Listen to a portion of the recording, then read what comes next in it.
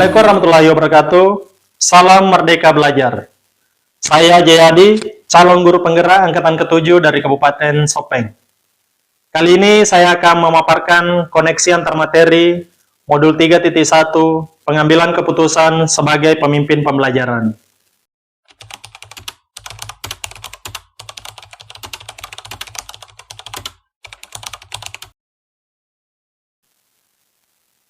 Filosofi Pratap Triloka, khususnya Ingarso Sontolodo, memberikan pengaruh yang besar dalam mengambil keputusan sebagai pemimpin pembelajaran.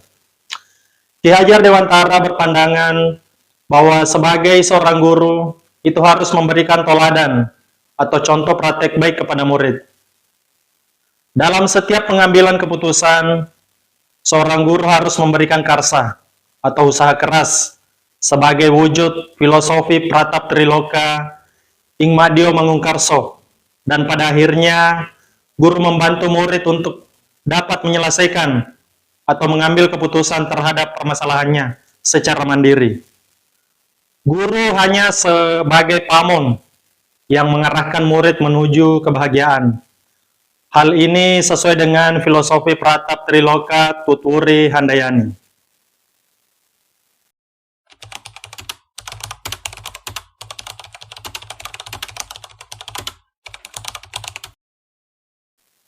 Dalam pengambilan keputusan sangat dipengaruhi oleh nilai-nilai yang tertanam dalam diri kita. Nilai-nilai bagaikan gunung es yang hanya terlihat kecil di permukaan, tetapi merupakan bagian yang besar di dalam alam bawah sadar kita. Maka penting untuk memupuk nilai-nilai positif dalam diri kita yang nantinya akan menjiwai suatu keputusan yang kita ambil.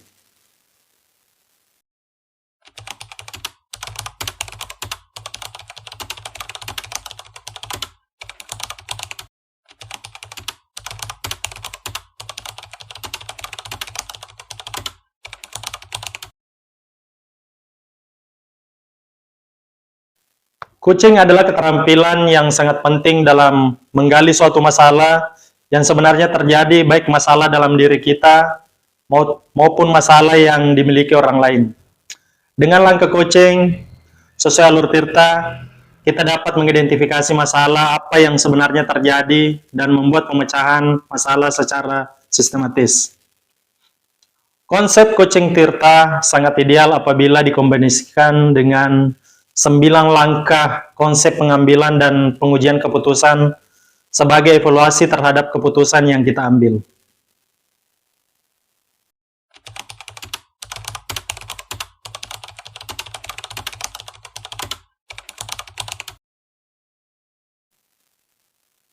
Pada pembahasan studi kasus yang berfokus pada masalah bujukan moral atau dilema etika, diperlukan kesadaran diri dan keterampilan sosial untuk mengambil keputusan. Kita dapat menggunakan 9 langkah konsep pengambilan dan pengujian keputusan, terutama pada uji legalitas untuk menentukan apakah masalah tersebut termasuk bujukan moral yang berarti benar melawan salah, atau dilema etika yang merupakan permasalahan benar melawan benar. Apabila permasalahan yang dihadapi adalah bujukan moral, maka dengan tegas sebagai seorang guru, kita harus kembali ke nilai-nilai kebenaran.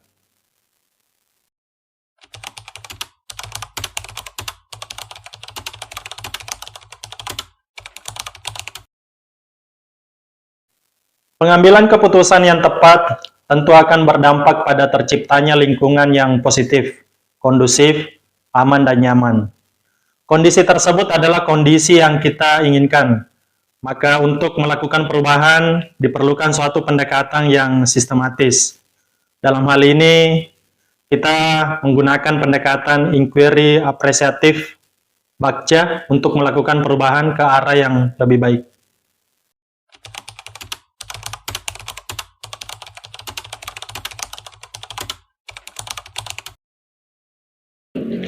Dalam kasus dilema etika, pada dasarnya apapun keputusan yang kita ambil dapat dibenarkan secara moral. Akan tetapi, perlu memperhatikan prinsip-prinsip dalam pengambilan suatu keputusan. Kita harus berpikir hasil akhir dari keputusan kita yang sesuai dengan prinsip berpikir berbasis hasil akhir. Kita juga harus melihat peraturan yang mendasari keputusan yang kita ambil, atau berpikir berbasis peraturan. Serta kita harus menciptakan lingkungan yang positif, kondusif, aman dan nyaman sesuai dengan prinsip berpikir berbasis rasa peduli.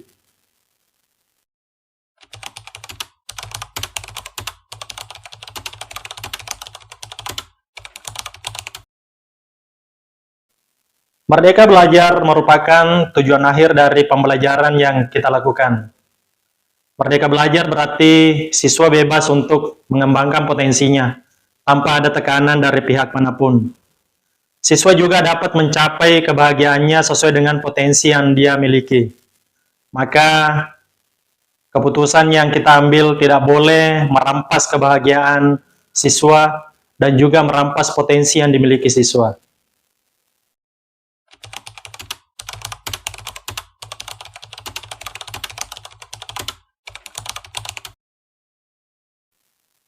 Guru adalah pemimpin pembelajaran sebagai pamon yang diibaratkan seorang petani yang menyemai benih. Benih tersebut dapat tumbuh subur apabila dirawat dan dijaga dengan baik. Demikian juga dengan murid. Seorang guru bertanggung jawab untuk mengembangkan potensi yang dimiliki murid, sebagaimana petani yang menyemai benih untuk mendapatkan hasil yang baik. Sehingga setiap keputusan guru akan berpengaruh pada masa depan murid.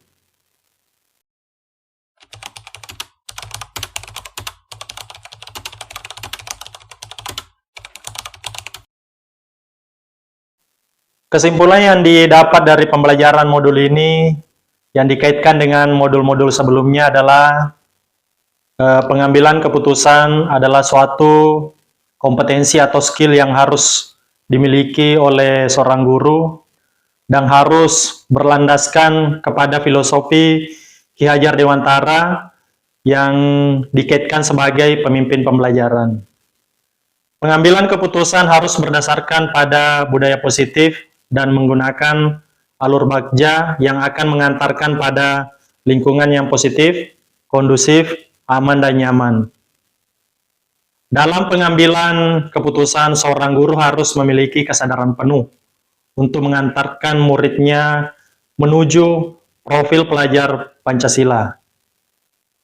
Dalam perjalanannya menuju profil pelajar Pancasila, ada banyak dilema etika dan bujukan moral sehingga diperlukan panduan 9 langkah pengambilan dan pengujian keputusan untuk memutuskan dan memecahkan suatu masalah agar keputusan tersebut berpihak kepada murid demi terwujudnya merdeka belajar.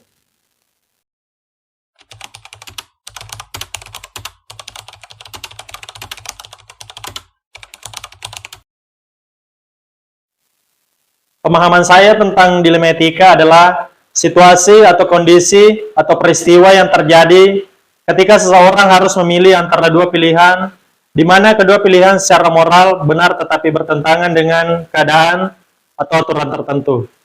Sedangkan bujukan moral adalah situasi atau kondisi atau peristiwa yang terjadi ketika seseorang harus membuat sebuah keputusan antara benar atau salah.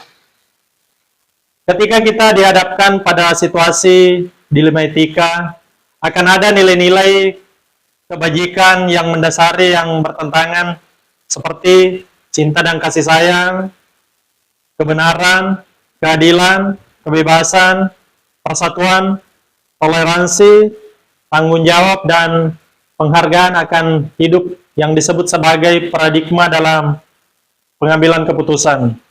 Secara umum, paradigma yang terjadi pada situasi dilema etika ada 4, yakni individu lawan masyarakat, rasa keadilan lawan rasa kasihan, kebenaran lawan kesetiaan, jangka pendek lawan jangka panjang.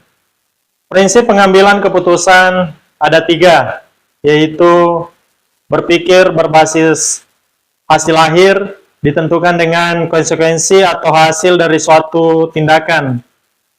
Berikutnya berpikir berbasis peraturan, menentukan keputusan berdasarkan peraturan yang telah dibuat, dan berpikir berbasis rasa peduli. Prinsipnya, lakukan kepada orang lain seperti yang Anda ingin mereka lakukan kepada Anda. Dengan kepedulian terhadap sesama, kita akan menjadi lebih peka dan bersimpati. 9 langkah pengujian dan pengambilan keputusan yaitu mengenali nilai-nilai yang saling bertentangan, menentukan siapa yang terlibat dalam situasi ini, mengumpulkan fakta-fakta yang relevan dengan situasi ini, pengujian benar atau salah, pengujian paradigma benar lawan benar, melakukan prinsip resolusi, investigasi opsi dilema, buat keputusan, lihat lagi keputusan, dan refleksikan.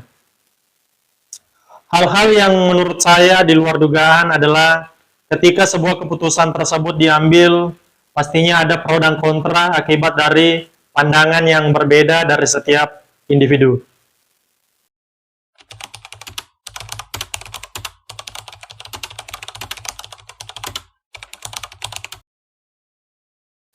Sebelum mempelajari modul ini, seringkali saya menghadapi situasi sulit atau dilematis mengalami terhadap peristiwa. Saya sudah mengambil keputusan yang kiranya efektif dan efisien bagi saya selaku orang yang mengalami dilema, dan baik bagi orang lain yang terkait dengan situasi yang saya alami. Namun, dengan mempelajari modul ini, saya bertambah wawasan dalam memutuskan.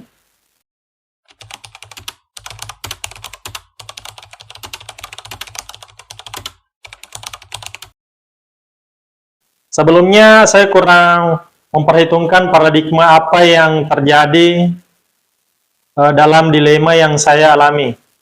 Setelah saya belajar modul, dampaknya saya menyadari apa pentingnya mengidentifikasi paradigma. Ini bukan hanya mengelompokkan permasalahan, namun membawa penajaman pada fokus kenyataan bahwa situasi saya betul-betul mempertentangkan antara dua nilai-nilai inti kebajikan yang sama-sama penting bagi saya. Perubahan yang terjadi pada cara saya mengambil keputusan adalah mengenali terlebih dahulu apa masalahnya, masalah siapa ini, paradigma apa yang terjadi dalam situasi ini.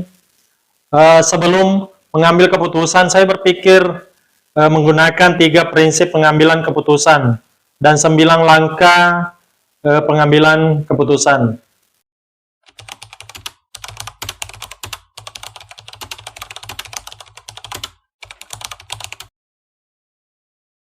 Saya sebagai guru merupakan pemimpin pembelajaran bagi murid dan bagian dari warga di sekolah.